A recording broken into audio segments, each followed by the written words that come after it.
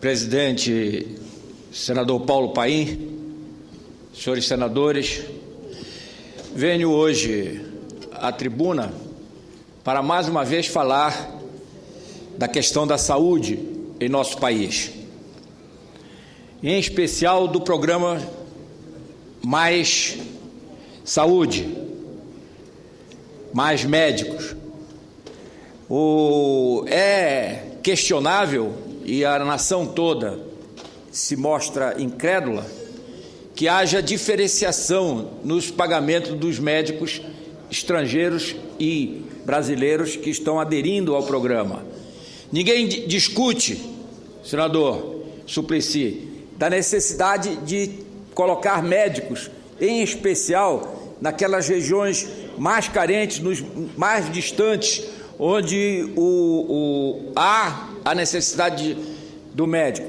Mas saúde se faz sim com o médico, é evidente que tem que ter o médico, mas não basta o médico para se levar saúde à população brasileira.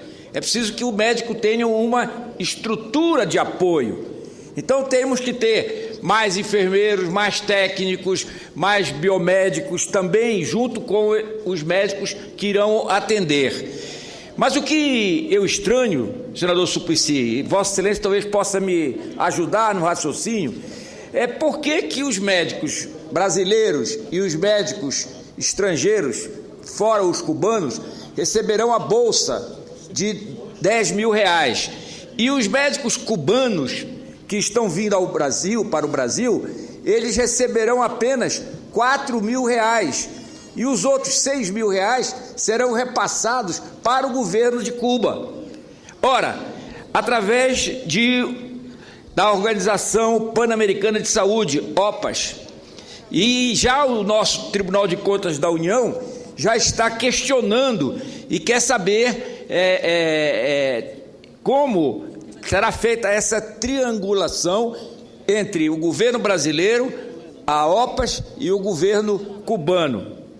Ora, é importante que se fale isso, senador Paulo Paim, porque todo o Brasil necessita de recursos. O meu estado, o estado do Pará, eu vou me referir mais à frente, ele há 3 anos, 4 anos, a bancada do estado do Pará coloca recursos no orçamento da União e esses recursos não são liberados.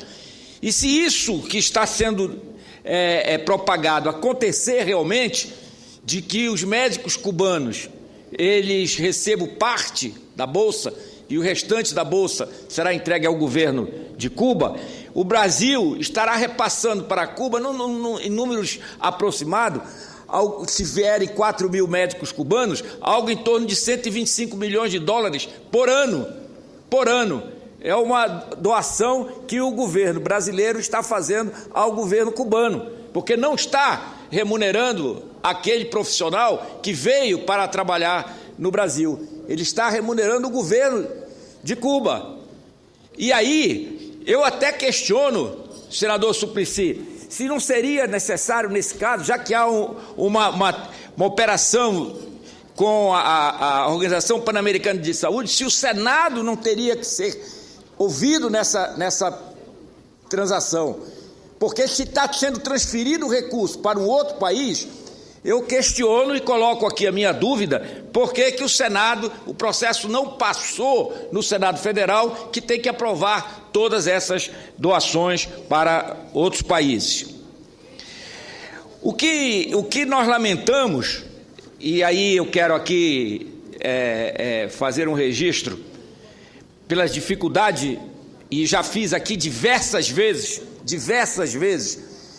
relatando sobre o meu estado, o estado do Pará, que o governador que esteja no cargo, no momento, o governador Simão Jatene, ele tem que administrar o estado só contando com 60% da força da sua economia tributada, porque 40% da nossa economia do estado do Pará, ela é isenta em função da Lei Candir. Então, eu farei amanhã um pronunciamento sobre isso, porque estive hoje com o governador Simão Jatene no Supremo Tribunal Federal, dando entrada numa ADIM por omissão. Então eu falarei sobre esse assunto amanhã. Mas lastimo que o Estado do Pará, em que lamentavelmente, na relação dos 50 piores municípios de IDHs do Brasil, 16 estão no Pará. 16 estão no Pará. Então não é possível que o Brasil possa transferir recursos para outro país. Não vou entrar na questão do mérito, se lá necessito, mas nós necessitamos primeiro. Então, que esses recursos sejam distribuídos para os brasileiros, para atender esses municípios. E, lamentavelmente, dessas 10 cidades, das 10 cidades com pior IDH do nosso Brasil, 3 estão na região do Marajó.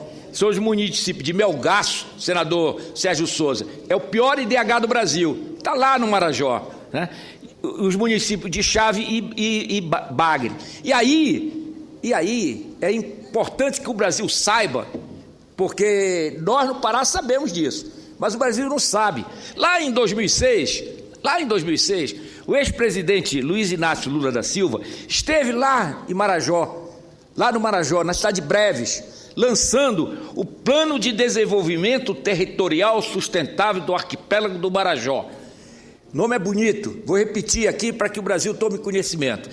Plano de Desenvolvimento Territorial Sustentável do Arquipélago do Marajó, com investimento na ordem de bilhões de reais. 2006, senador Sérgio Souza. Sabe o que foi liberado até hoje desse Plano de Desenvolvimento Territorial Sustentável do Arquipélago do Marajó? Nada, zero. Foi mais uma ação midiática do governo do PT, como faz todas as semanas. Todas as semanas tem as ações midiáticas. Então, por que agora o município de Marajó, só uma cidade foi atendida na primeira série, na primeira leva dos médicos que se inscreveram, os médicos estrangeiros? Só uma cidade do Marajó foi atendida. Sabe qual foi? Breves. Sabe por quê? Porque dentro do Marajó, que é uma área, como eu mostrei, dos piores IDHs do Brasil, Breves se destaca, porque lá tem um hospital regional de média e alta complexidade, construído pelo governador Simão Jatene no mandato anterior dele. Então o candidato fez a opção por Breves, porque lá ele sabe que ele vai encontrar um hospital que tem estrutura, que para poder atender é necessário médico? É necessário médico. Mas necessário mais ainda estão os outros municípios que não têm essa infraestrutura que Breves já contempla. Os médicos vão chegar lá nos postos de saúde, nos hospitais municipais, não vão encontrar nem esparadrapo para poder trabalharem, não vão ter gaze, não vão ter anestésicos. E aí, como é que eles vão fazer? Então, o programa Mais Saúde, ele não pode focar só na falta de médico, ele tem que focar primeiramente na infraestrutura da área da saúde no nosso país. E aí, no orçamento de 2012, o orçamento da saúde, aprovado pelo Congresso Nacional para realizar a execução orçamentária de 2012, do ano passado, era de 91,4 bilhões de reais. Senador Paulo Paim, sabe quanto foi empenhado?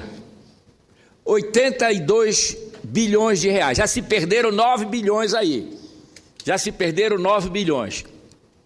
E sabe quanto foi realizado, senador Paulo Paim? Dos 82 bilhões, 74 bilhões. Já se perderam mais 8 bilhões. Então, o orçamento aprovado pelo Congresso Nacional de 91,4 bilhões foi reduzido para 74,6 bilhões de reais. É isso que está faltando, é o governo federal, ele entender que ele não pode relegar a saúde não é nem a segundo plano, a 10º plano, a 20º plano. Por quê? Porque cada vez mais ele se retira do financiamento da saúde. Em 2000, já disse isso aqui várias vezes, a União bancava 60% do custo do gasto em saúde no Brasil. Esse percentual foi caindo ao longo do tempo e os estados e os municípios assumindo a responsabilidade de cobrir a retirada de recursos federais. Hoje o orçamento da saúde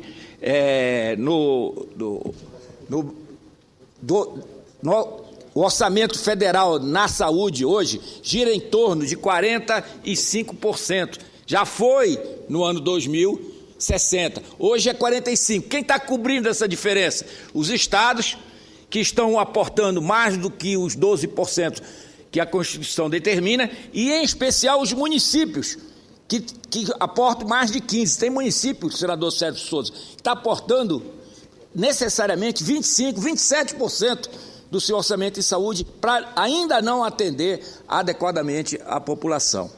Então, é isso que é preciso que o governo federal veja, retornar os investimentos em saúde aos índices do ano 2000. E para que isso acontecesse, não precisava nem chegar a 60% como era no ano 2000, para chegar em 55%, era necessário que houvesse um aporte a mais, agora em 2013, de 40 bilhões de reais. 40 bilhões de reais, ou seja, a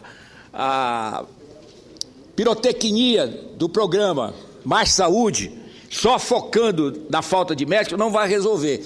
Nós temos que voltar, senador Paulo Paim, a poder fazer emendas, mas emendas que sejam liberadas para o custeio, porque o investimento na construção de um hospital para dar atendimento adequado, digno à população, ele é igual ao custeio a cada ano.